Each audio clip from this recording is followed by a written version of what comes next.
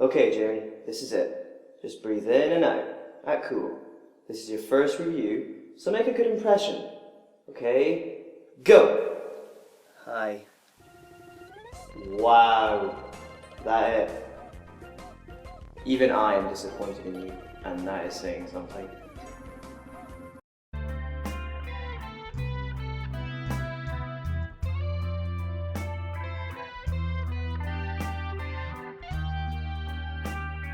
Hello and welcome, my fellow gamers. I am the newest reviewist. That's not a word.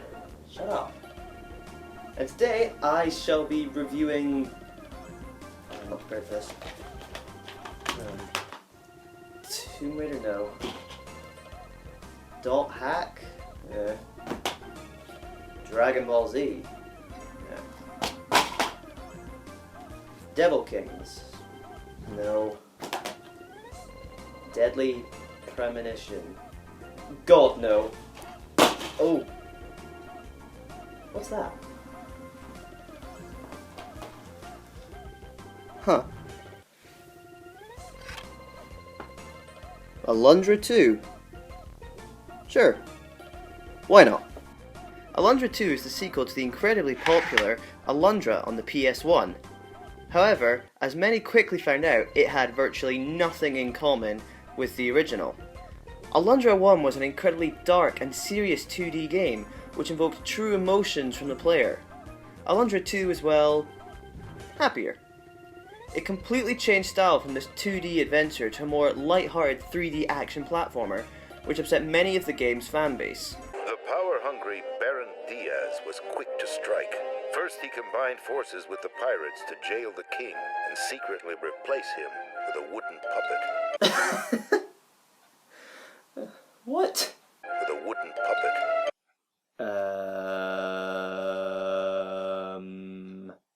Okay then. The king's daughter Alexia is faced with the task of finding the main character, Flint, the pirate hunter, in order to save the kingdom, remove the Baron, defeat the evil Mephisto, and bring peace once again. That's some complex shit right there. Seriously though, right from the start you can already tell that this is not a game that is taking itself too seriously. It's setting out to give the player fun, and you know what? It succeeds.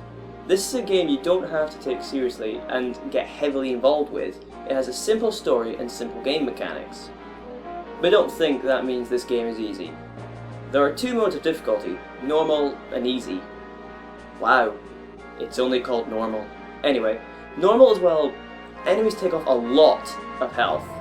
Why do you all hurt me so? I lose so much health from this.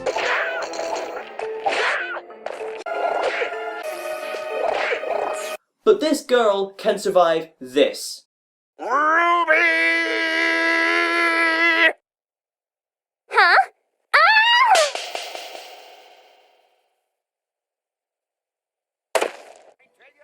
These three pirates are fantastic, and they make Alundra 2 what it is. They are the comedic outlets. Wait, Outlast? No!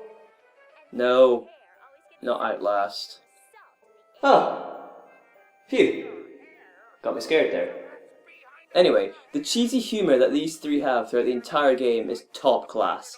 You'll either love it or hate it, and for me personally, I loved it. A pirate only cares about two things. One of them is hunting for gold. Do you know what the other one is? The hydrodynamic nature of the ocean's current?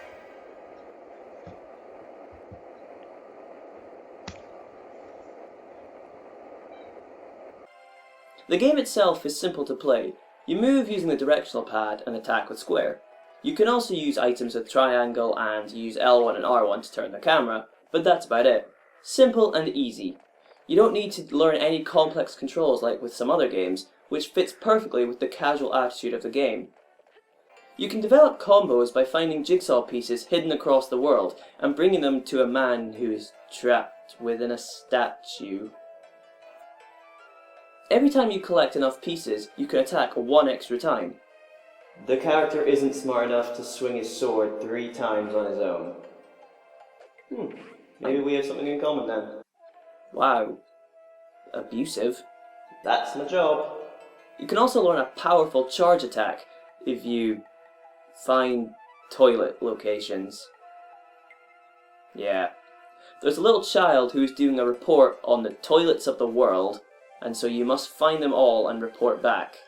It's just so stupid that it makes you laugh. One major strong point this game has, though, are its bosses. They are so fun and imaginative, from a giant purple cat to a boxing bull, a tarantula thing, a crocodile with a mushroom on its back, flying eyeballs, and many more. Every boss is truly unique, and you must learn how to avoid and damage it, making every fight memorable and enjoyable. One area where Alundra 2 shines, though, is in its minigames. As you progress through the game, you will encounter multiple minigames, from running away from a giant rolling bull to a rail riding game. And these are just the essential ones. There are many side ones, which include things like darts, gambling at bullfights, and when you get towards the later half of the game, you unlock the casino, which is rich in minigames. A casino and gambling seems a bit out of place. Oh yeah, there are some adult themes in this game.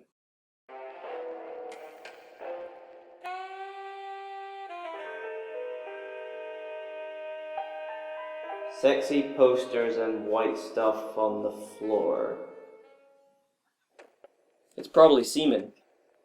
You know? 'Cause he's a pirate.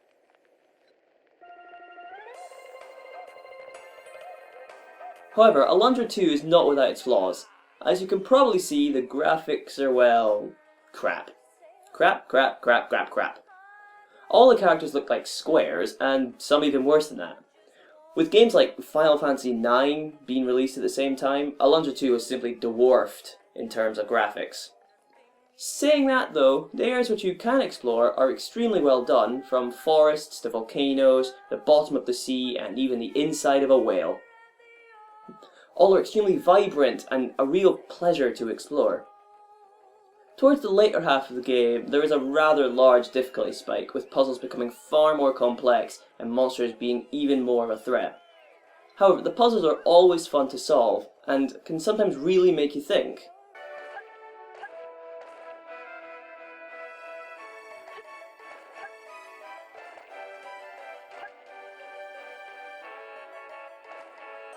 Or sometimes you're just being an idiot and miss the obvious.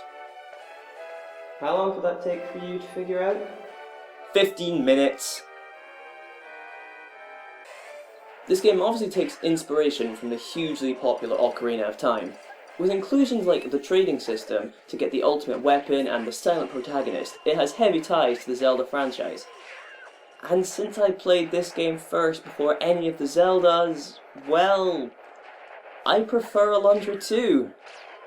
And you just alienated any potential viewers. Hear me out. Ocarina of Time is an amazing game. It just doesn't have the same fun factor that Alundra 2 has. I mean, there are no characters, in my opinion, who can compare to the three pirates in terms of likability, and also the more adult references are just hilarious in Alundra 2. In Zelda's defense, though, the open world is far superior to Alundra's 2 methods. Every time you want to go to a new area, you go into an overall map of the world, and then you're able to walk across these lines until you reach your destination. Once there, you click X and normal gameplay can resume. Towards the end of the game, you unlock a freaking dragon to quickly fly across the map, instead of walking all over it. This method, at the start, inhibits any real backtracking until you have nearly completed the game, which has its flaws, but usually the only reason you backtrack is to get the missing puzzle pieces, which require items from later on in the game. The music is considerably well done, from some genuinely touching and emotional songs to the more mysterious and dark tunes of the dungeons. Whilst it may not be quite on par with, say, Final Fantasy IX, it is more than good enough to stand on its own. The voice acting is cheesy, but this makes it fit in well with the atmosphere of the game. The pirate's voice acting is far beyond any others in the game, and it's just fantastic. Graphics aside, Alundra 2 is still a fantastic game and was my childhood. It still holds up to date, and there have been very few games since then that have ever made me feel like I was having that much fun. It achieves what it sets out to do perfectly and creates a memorable story with extremely likeable characters. The game received heavily mixed reviews from scores ranging from 4 out of 10 all the way up to 9s. Its main criticism was that it wasn't the true sequel that people wanted, but if you ignore its ties with the original game, you'll see that this game is more than capable to stand on its own.